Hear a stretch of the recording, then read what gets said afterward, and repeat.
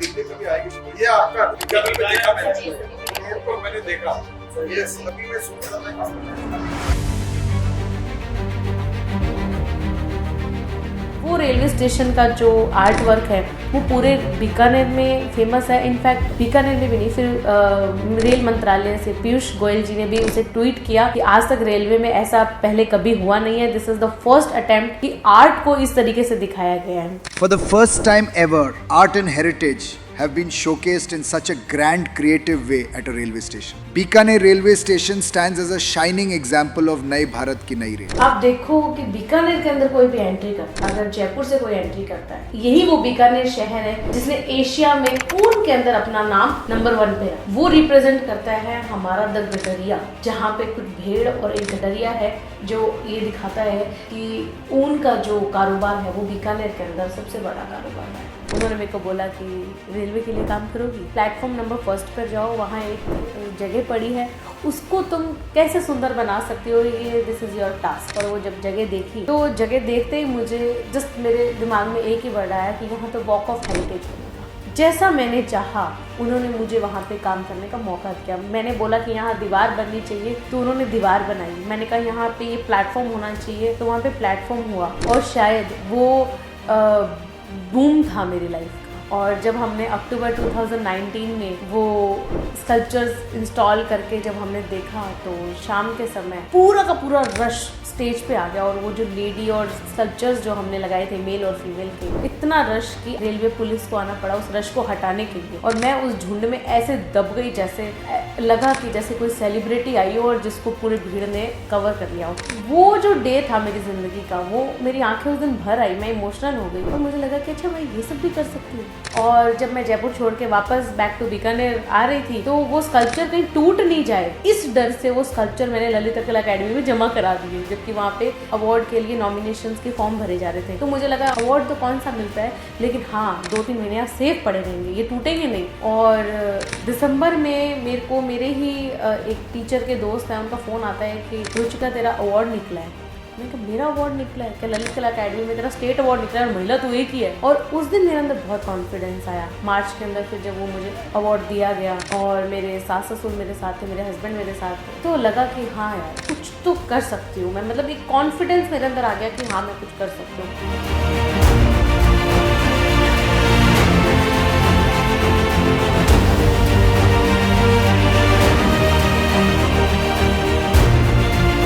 Future के अंदर अगर मैं किसी भी स्टेट के लिए या किसी भी सिटी के लिए काम करूँगी तो पहले मैं उस शहर को जानूँगी, उस शहर को समझूंगी, वहाँ के लोगों को, वहाँ के कल्चर को थोड़ा सा समझने की कोशिश करूँगी। और फिर जो मैं उन्हें दूँगी ना तो वो उसको अप्रिशिएट भी करेंगे और उसको अपनाएंगे भी।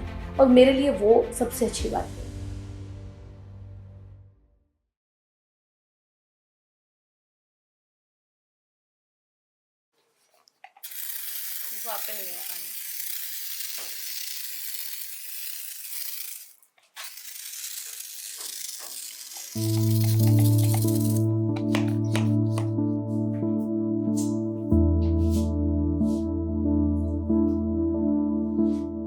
सिंपल से पत्थर के अंदर एक मूर्त रूप निकाल देना, वो मुझे बहुत लुभाया। और इनफैक्ट उसने मुझे बहुत अट्रैक्ट भी किया। इस फील्ड को चुनने से पहले मैंने एक चीज समझी थी कि स्कल्पचर बनाना, स्कल्पचर तो एक बाहरी रूप है। मैं ये महिला होने के नाते गर्व करती हूँ कि हाँ मैं महिला हूँ। जब मैं अपने अंदर एक क्रिएचर को क्रिएट कर सकती हूँ जो हूबहू हमारे जैसा होता है, तो बाहरी रूप में तो हमें सिर्फ देख के ही बनाना है, उसमें हमें सांसें नहीं डालनी।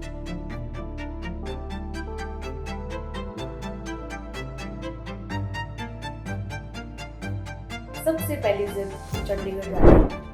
ये सुनते ही मेरे घर वालों के तो एकदम से होश उड़ गए कि ये क्या डिमांड थी, कहाँ से पता किया इसने।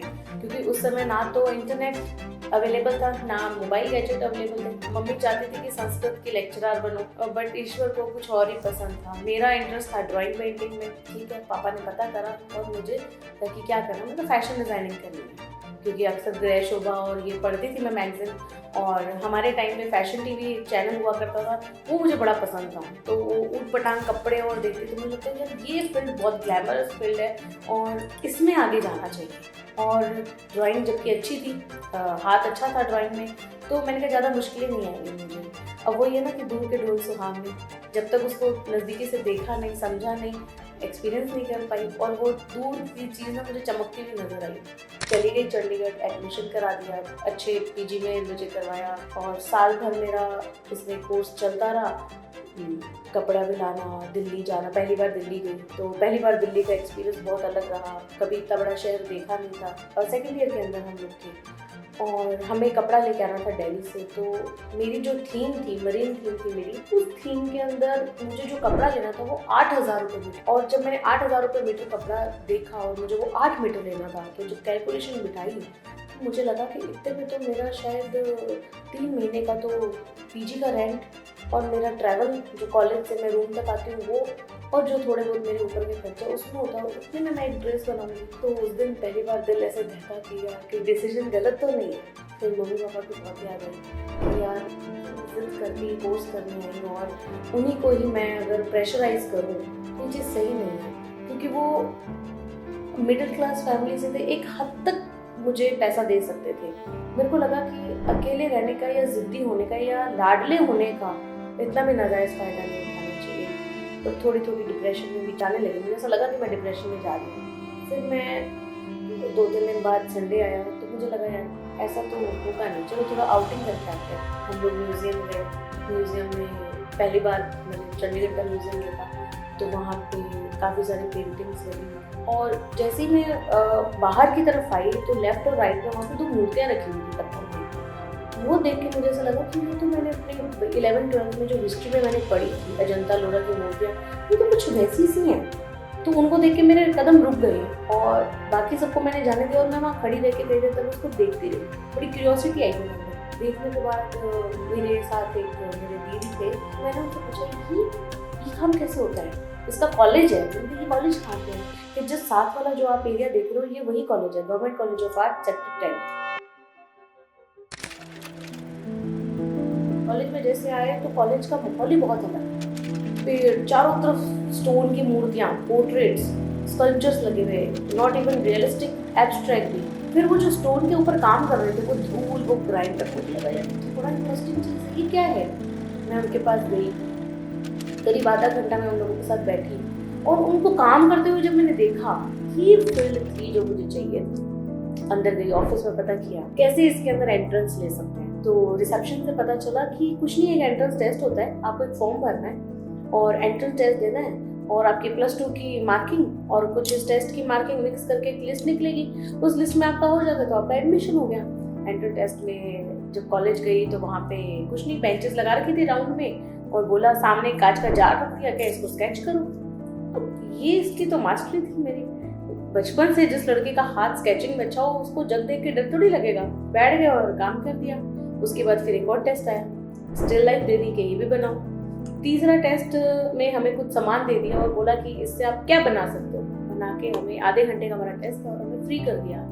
अब सोचा कि अब क्या होगा, मतलब महीने भर एक वो तलवार लटकती रही, और महीने भर तक मैं उस कॉलेज में भी नहीं गई। मैंने उस कॉलेज में जाना छोड़ दिया, और 1 महीने के बाद पता लगा कि रिजल्ट आ गया, नोटिस बोर्ड पे लिस्ट लगी हुई है। अब जैसे तैसे धड़कने तेज, और कॉलेज पहुंची, उस दिन बहुत बारिश हो रही थी, कॉलेज पहुंची तो लिस्ट देखने लगी, लिस्ट देखते देखते 6th या 7th रैंक मेरी आई थी, और मुझे बिलीव नहीं हुआ कि अरे मेरा सिलेक्शन हो गया है इसके अंदर। अब उसके बाद 15 या 20 दिन के बाद काउंसलिंग होती है, वहाँ पे आपसे पूछा जाता है कि आपका इंटरेस्ट किस में है, आपको किस में जाना है। तो मम्मी को ये बात पता लगी तो मम्मी कहती पेंटिंग ले ली। मैंने कहा हाँ वैसे पेंटिंग सही है, पेंटिंग में अच्छी फील्ड है, लेकिन देखते हैं वहाँ पे काउंसलिंग में क्या होता है। तो काउंसलिंग में मैं जनरल कोटे से थी, काउंसलिंग हुई तो मुझे बोला आप स्कल्पचर लोगे क्या। मुझे आज भी याद है मनमत राव सर, आनंद शर्मा सर हमारे सर होते थे, और आज भी वो उस कॉलेज में लेक्चरर हैं, और उन्होंने मुझे बोला अरे तुम तो राजस्थान की, तुम स्कल्पचर बहुत अच्छा करोगी।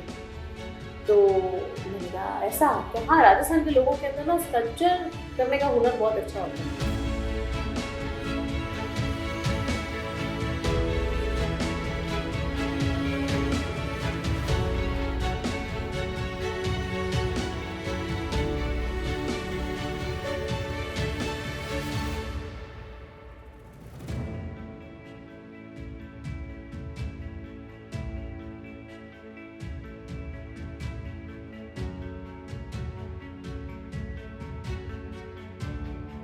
एडमिशन भी हो गया, काउंसलिंग के टाइम पे मैं मान भी गई कि ठीक है स्कल्पचर करूँगी। वो कॉलेज इतना प्रोफेशनल था, वहाँ पे छोटे छोटे इवेंट्स होते थे, आर्टिस्ट आते थे, कैंप्स होते थे। ये सारा जो एक्सपीरियंस था ये मुझे आया गवर्नमेंट कॉलेज ऑफ आर्ट्स में। तो मैं सही ट्रैक पे आ गई और स्कल्पटिंग करना शुरू कर दिया और धीरे धीरे फर्स्ट ईयर, सेकेंड ईयर और 4 साल की जो मेरी ये कमर्शियल डिग्री पूरी हुई। कमर्शियल डिग्री के बाद शादी हो गई, जैसे एज यूजुअल हमारे राजस्थान में होता है।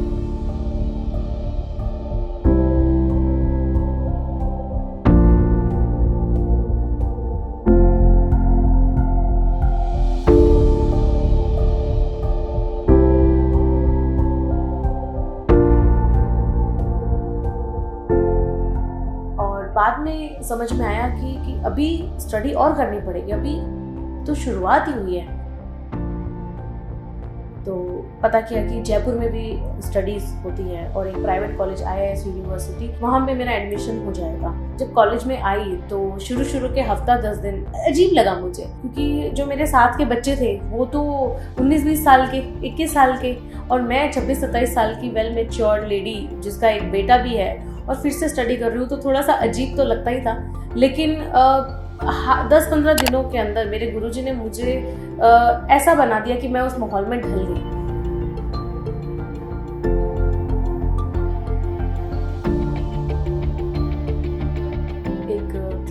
तैयार करी, पता नहीं वो थीम तैयार करती गई, वो होती गई। मैंने कहीं पे भी उसका कोई लेआउट नहीं बनाया, कहीं पे भी उसके बारे में कुछ सोचा नहीं, बस हाथों से बनाती गई और वो बनता गया। एक्सपेक्टेशंस बस रियलिटी, मैंने उसका नाम रख दिया। वो ब्लू पॉटरी का जब स्कल्पचर भट्टी से बाहर आया, जिनके यहाँ मैंने काम किया उन्हें भी विश्वास नहीं हुआ कि क्या ब्लू पॉटरी का स्कल्पचर भी भट्टी से बाहर आ सकता है। और वो जब स्कल्पचर बन के आया और जब मैं कॉलेज आई तो सबने बहुत अप्रिशिएट किया, सबको लगा कि हाँ भी कुछ कर सकती है। और जब मैं जयपुर छोड़ के वापस बैक टू बीकानेर आ रही थी तो वो स्कल्पचर कहीं टूट नहीं जाए, इस डर से वो स्कल्पचर मैंने ललित कला अकेडमी में जमा करा दिए, जबकि वहाँ पे अवार्ड के लिए नॉमिनेशंस के फॉर्म भरे जा रहे थे। तो मुझे लगा अवार्ड तो कौन सा मिलता है, लेकिन हाँ 2-3 महीने सेफ पड़े रहेंगे, ये टूटेंगे नहीं। और दिसंबर में मेरे को मेरे ही एक टीचर के दोस्त है, उनका फोन आता है कि रुचिका तेरा अवार्ड निकला है। मेरा अवार्ड निकला है कि ललित कला अकेडमी में तेरा स्टेट अवार्ड निकला है, महिला तो एक ही है। फिर मैंने कहा रुको मैं अकेडमी पता करती हूँ। तो अकेडमी जब मैंने कॉल किया तो वो अवार्ड मेरा ही था और लिटरली मुझे बिलीव नहीं हुआ कि यार मुझे अवार्ड मिल गया। मतलब बहुत अनएक्सपेक्टेड चीज़ मेरे साथ हुई और उस दिन मेरे अंदर बहुत कॉन्फिडेंस आया। मार्च के अंदर फिर जब वो मुझे अवार्ड दिया गया और मेरे सास ससुर मेरे साथ थे, मेरे हस्बैंड मेरे साथ थे, तो लगा कि हाँ कुछ तो कर सकती हूँ मैं। मतलब एक कॉन्फिडेंस मेरे अंदर आ गया कि हाँ मैं कुछ कर सकती हूँ। उसके बाद आने के बाद बीकानेर के एक पब्लिक एरिया के अंदर ही किसी को पेंटिंग करवानी थी। के शर्मा भाई साहब थे वो, उनका मानना था कि यहाँ पे पेंटिंग करना है और थोड़ा सा इसको खूबसूरत बनाना है। तो भ्रमण पथ के अंदर अब पेंटिंग करने वाला पेंटर नहीं मिला उनको और मेरे को ये हुआ कि यार इतने दिन से कुछ किया नहीं है तो चलो कुछ करते हैं। मतलब घर से बाहर निकलने का एक मेरे को मौका मिला। और बीकानेर एक ऐसा शहर है जहाँ पे औरतों को बहुत मान सम्मान तो दिया जाता है, लेकिन कमर्शियली उनको एक्टिविटी करते हुए देखना ये शायद यहाँ के कल्चर में नहीं है, आई गेस, है ना। तो मैं उस भ्रमण पथ पे बिंदास काम कर रही हूँ और लोग देख रहे हैं और लड़की पेंटिंग कर रही है, वो भी पब्लिक प्लेस में। तो महीने भर वहाँ पे जब मैंने काम किया तो बहुत सारे एक्सपीरियंस मैंने गेन किए। उस दौरान वहाँ पे रेलवे के DRM सर की विजिट रही शाम के समय और वो बहुत ही कैजुअल कपड़ों में थे। मुझे नहीं पता था वो DRM है या वो किस पोस्ट पे है, क्या है, कोई आइडिया नहीं। और मेरे को बार बार वो कांस्टेबल बोले कि ये DRM सर है। तो मैंने कहा हाँ ठीक है होंगे। कि नहीं ये DRM सर है। मैंने कहा हाँ ठीक है होंगे, ठीक है मैं पेंटिंग कर रही हूँ। कि नहीं ये DRM सर है। मगर हाँ तो फिर क्या करूँ मैं, DRM सर है तो। और ये मेरे रिएक्शन थे एक्चुअली, मेरे ये मेरा जो रिएक्शन था वो बहुत ही वियर्ड था। आज मैं सोचती हूँ तो मैं दोनों अपने कान पकड़ लेती हूँ। और उन्होंने बोला कि नहीं आप पेंटिंग होना चाहते थे, क्या आपको सर ने ऑफिस में बुलाया? मैं हाँ ठीक है आ जाऊँगी। शाम को मेरे हस्बैंड आए तो मुझसे पूछते कि क्या हो गया, इतनी चिड़ी हुई क्यों? तो क्या है, कभी कोई दारू पिया हुआ आ जाता है, कभी कोई टैक्सी वाला आ जाता है और कभी कोई DRM आया था, कभी कोई ये कांस्टेबल्स आ जाते हैं। मैं करूँ क्या? कौन आया था? उनका DRM आया था रेलवे से। तो कौन? मेरा DRM आया था कोई। बोले पागल है तू, वो DRM सर थे, पता है तुम्हें मिलना चाहिए उनसे। मैंने कहा कल सुबह बुलाया है। अब जब मैं कल सुबह उस DRM ऑफिस में गई और जब वो पूरा चैम्बर मैंने देखा तब मुझे लगा कि कि ये तो कोई बहुत हायर पोस्ट है, और सर सामने बैठे हुए थे। अब सर को देख के तो नजरें झुक गई मेरी कि जिसको कल मैं बिल्कुल भी भाव नहीं दे रही हूँ, जिससे मैं बिल्कुल बात नहीं कर रही हूँ, आज वो मेरे सामने बैठे हैं और मैं उनसे नजरें कैसे मिलाऊं। और वो मुस्कुराए और उनकी मुस्कुराहट में वो उन्होंने इशारा कर दिया कि यू आर इनोसेंट, तुम्हें नहीं पता इसलिए मैं बुरा नहीं माना। और उन्होंने मेरे को बोला कि रेलवे के लिए काम करोगी? मैंने कहा सर क्या काम कर सकती हूँ मैं, मेरा पोर्टफोलियो सर तैयार नहीं है अभी, क्योंकि अभी जस्ट मुझे ज़रूरत नहीं है तुम्हारा पोर्टफोलियो देखने की। मैंने कहा सर कुछ भी तो स्केच दिखाऊँ मैं आपको। तो उन्होंने बोला कि मुझे तुम्हारा पोर्टफोलियो नहीं देखना है, प्लेटफॉर्म नंबर 1 पर जाओ, वहाँ एक जगह पड़ी है, उसको तुम कैसे सुंदर बना सकती हो, ये दिस इज़ योर टास्क। और मुझे रेलवे की गाड़ी भेजी गई वो देखने के लिए, वहाँ पे दूसरे अधिकारियों को भेजा, और वो जब जगह देखी तो जगह देखते ही मुझे जस्ट मेरे दिमाग में एक ही वर्ड आया कि यहाँ तो वॉक ऑफ हेरिटेज बनेगा। तो वॉक ऑफ हेरिटेज जिसमें हमारा पुराना प्राचीन काल से लेके अब तक का जो ट्रैवलिंग मोड है वो दिखाना, वो सडन एक दिमाग में ब्लिंक करा। अब उसको करना कैसे है, उसकी ड्राइंग, उसका layout, the help of my juniors, मेरे फ्रेंड्स, सबसे पूछ के, नो डाउट मेरी अच्छी खासी टीम थी, मुझे सबने सहयोग भी किया, और वो एक हमने लेआउट तैयार किया। और जैसा मैंने चाहा उन्होंने मुझे वहाँ पे काम करने का मौका दिया। मैंने बोला कि यहाँ दीवार बननी चाहिए तो उन्होंने दीवार बनाई। मैंने कहा यहाँ पे ये प्लेटफॉर्म होना चाहिए तो वहाँ पे प्लेटफॉर्म हुआ। और शायद वो बूम था मेरी लाइफ का। और जब हमने अक्टूबर 2019 में वो स्कल्पचर्स इंस्टॉल करके जब हमने देखा तो शाम के समय पूरा का पूरा रश स्टेज पे आ गया। और वो जो लेडी और स्कल्पचर्स जो हमने लगाए थे मेल और फीमेल के, इतना रश कि रेलवे पुलिस को आना पड़ा उस रश को हटाने के लिए। और मैं उस झुंड में ऐसे दब गई, जैसे लगा कि जैसे कोई सेलिब्रिटी आई हो और जिसको पूरी भीड़ ने कवर कर लिया हो। तो वो जो डे था मेरी ज़िंदगी का, वो मेरी आंखें उस दिन भर आई, मैं इमोशनल हो गई और मुझे लगा कि अच्छा मैं ये सब भी कर सकती हूँ। वो रेलवे स्टेशन का जो आर्ट वर्क है वो पूरे बीकानेर में फेमस है। इनफैक्ट बीकानेर में भी नहीं, फिर रेल मंत्रालय से पीयूष गोयल जी ने भी उसे ट्वीट किया कि आज तक रेलवे में ऐसा पहले कभी हुआ नहीं है, this is the first attempt कि आर्ट को इस तरीके से दिखाया गया है। नॉर्थ के अंदर जितने भी रेलवे स्टेशन है वहाँ पे इस तरह का आर्ट वर्क नहीं हुआ है जो हेरिटेज को लेके रिप्रेजेंट करे। और उसके बाद धीरे धीरे काम बढ़ता गया और फिर बीकानेर के आई गेस हर कोने में हमारा काम लगा हुआ है। तो इस तरह से मेरी ये जर्नी स्टार्ट हुई।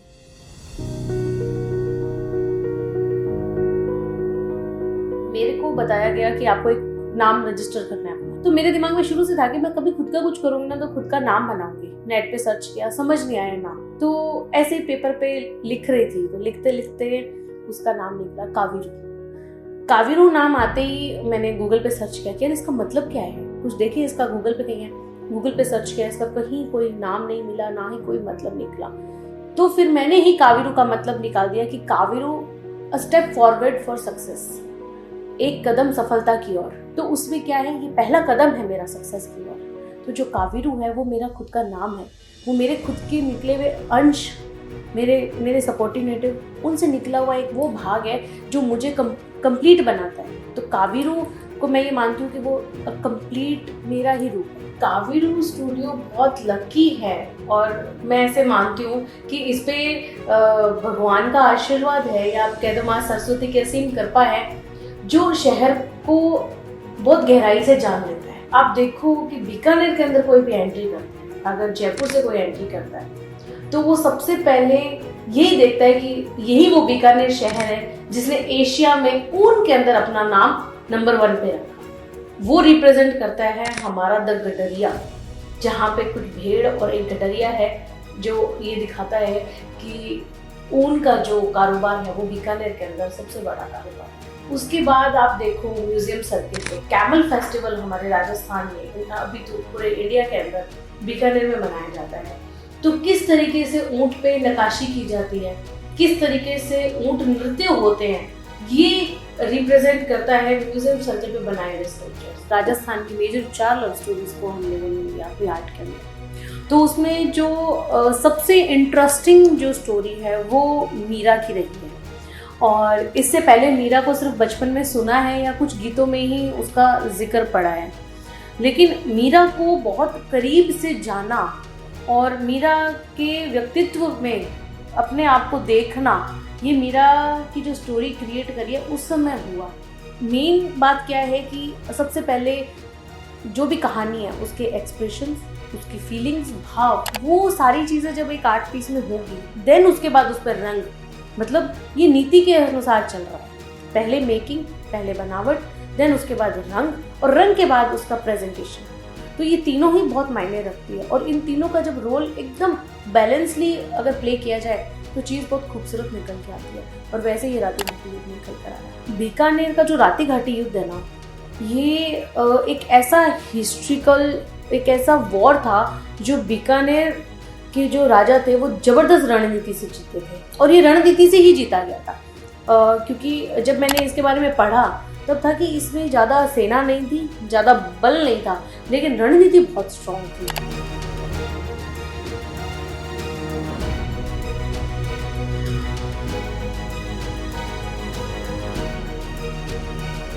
और फिर धीरे धीरे मुझे ऐसा लगा कि सिटी ब्यूटिफिकेशन के अंदर मैं एक अच्छा रोल प्ले कर सकती हूँ, और मैं अगर अपनी बुद्धि से काम लूँ तो शायद मैं सिटी ब्यूटीफुल बनाने में बहुत बड़ा योगदान दे सकती हूँ।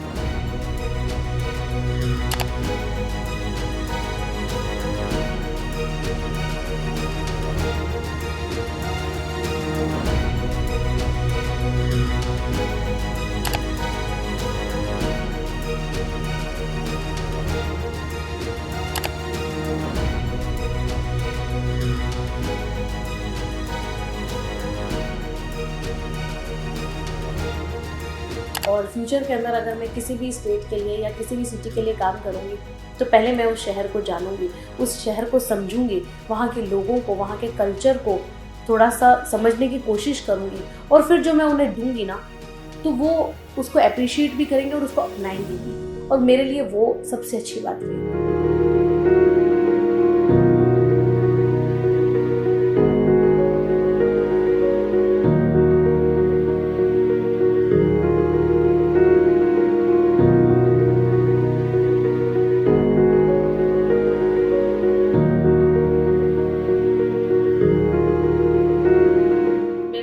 ईश्वर को धन्यवाद भी है कि उन्होंने मेरे अंदर ये हुनर दिया जिससे आज मैं महिला मूर्तिकार के नाम से भी जाने जाती हूँ। तो ये पूरा एक कंप्लीट पैकेज है जो ईश्वर ने मुझे दिया और जिसका मैं तहे दिल से सम्मान और धन्यवाद कहती हूँ।